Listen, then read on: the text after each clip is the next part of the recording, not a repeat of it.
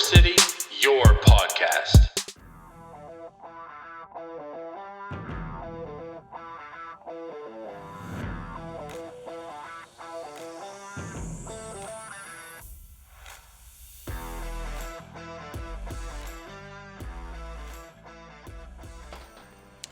Week 2 of the NFL season has come and gone, and the Pittsburgh Steelers are 1-1, like a lot of people expected to happen.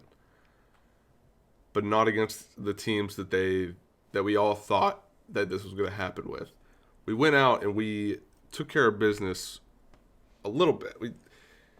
I think we went out there and played a Bills team that was still trying to shake off some rust.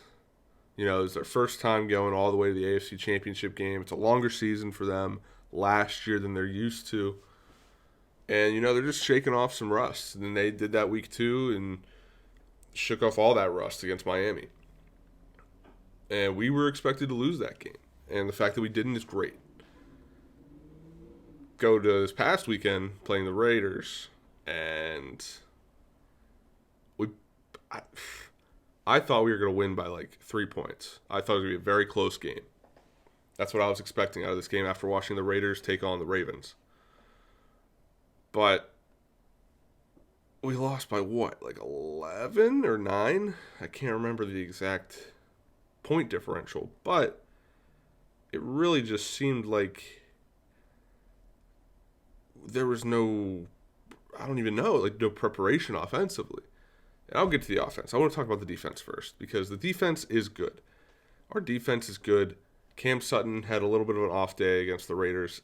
I could see why, because you're going against Henry Ruggs, you're going against Darren Waller, and they have talent at wideout. They have talent in the receivers, in the receiving corps, and that's to be seen. I did not expect David Carr to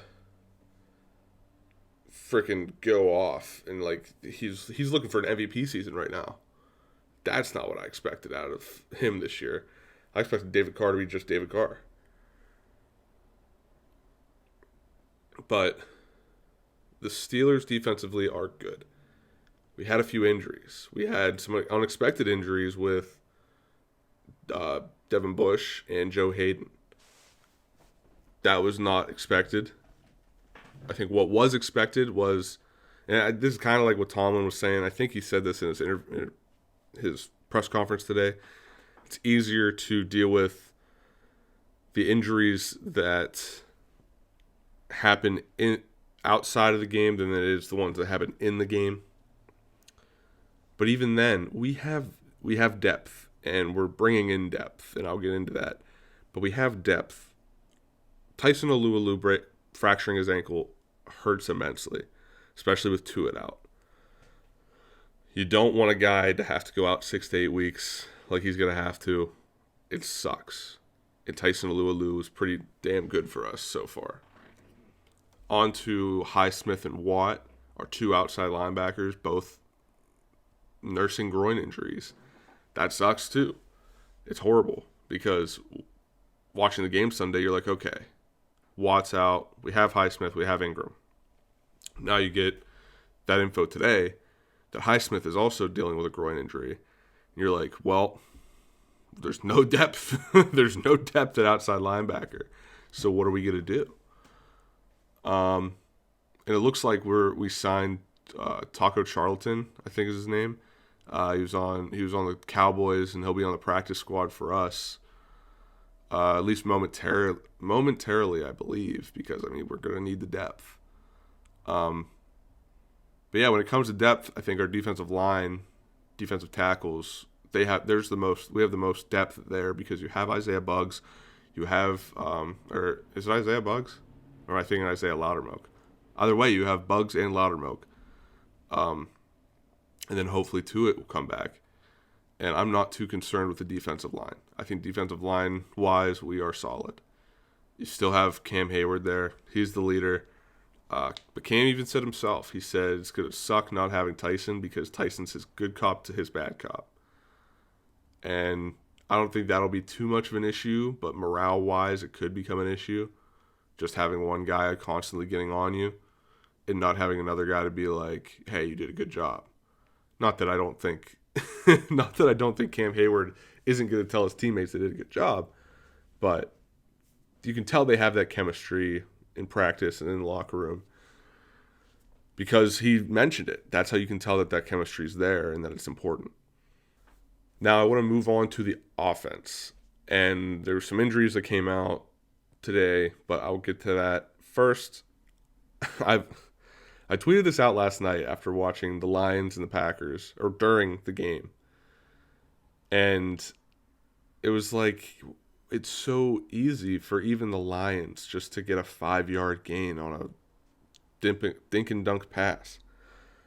But for the Steelers, it feels like it takes an army to gain 2 yards. I mean, I just don't understand what's going on with this offense. And we're celebrating Festivus early because I'm going to air my grievances with this offense. This offense needs to get it together, especially the offensive line. That's where most of the issues are coming from. And I get it. You have growing pains. You have new guys in there. There's 4 new starters on that offensive line. Frankly, if Banner wasn't hurt, you'd have a whole new offensive line. You'd have 5 brand new guys because I don't think Chooks would be there. I think he would be a backup. Now, my biggest gripe since week 1 was that this offensive line doesn't know how to engage in any blocks at the second level. That's why it was so hard for Najee to run on week 1. Nobody was picking up a linebacker after or they either couldn't finish their initial block and get to the second level, or they would get to the second level and just miss a guy that they obviously should have blocked. I will say one positive out of this offensive line, though, and specifically one player, and that's Kendrick Green. He plays with a lot of intensity. He is constantly trying to move downfield, find a guy to pick up. I love that. I love that a guy like him is playing like that. The big issue is, though, he needs to hone that, and it hasn't been. It's very wild at the moment. He's just hitting people to hit people. He's not hitting people with a purpose, it seems. He has a purpose. He wants to block somebody, but it's almost like, I can't even think of a good analogy. It's just he's going out there just to hit people and not thinking about the repercussion of not hitting the right guy, I guess is the best way I can describe that. And then we go on to the Trey Turner situation. I listened to Tomlin's press conference after the game. Said Trey Turner's a flatliner. Well, if he's a flatliner, he would know that 2 wrongs don't make a right, and just because someone spits on you, you don't spit on them. I'd be completely fine if we got rid of that guy right now. That's not the Steeler football that I know. Steeler football that I know is not about spitting on your opponent. It's about going out there and proving to them why they shouldn't be doing that. If that makes sense. I mean, it doesn't make sense to spit on someone in general. What does make sense is you get spit on, okay, I'm going to punch you in the mouth. I'm not going to come down to your level. Because that's exactly what Trey Turner did. Is he went down to that player's level to spit on him. That's not a flatliner. That's an immature veteran. And that's not what I thought we were getting out of Trey Turner when he came into this team. And obviously I'm wrong. And it sucks because I thought we were getting a veteran guy who was coming off some teams with some bad luck, who was looking to prove himself. And he really just seems like he's a guy who thinks he's already proved himself. And sure, he went to 1 or 2 Pro Bowls or something, but he's been on the decline these last couple of years in his career. So you'd think he'd go to a team like the Steelers with a young team where he can become a leader and prove why he is a leader. And this just set him back leaps and bounds. I won't be rooting for that guy. Sure, he's on my team, but unless he does something to make me think that he isn't a guy that would do that, like if he changes his ways and matures a little bit, then I'll then I'll respect him. But 2 wrongs don't make a right, and you can't dip down to another player's level. You can't go down. You have to take the high road, and that high road is usually you take that same guy and put him in the ground and tell him that's why you don't spit on me, because then I'm going to do this all game long. So anyway, I'll get some water here because that got me fired up because I hated seeing that on Sunday.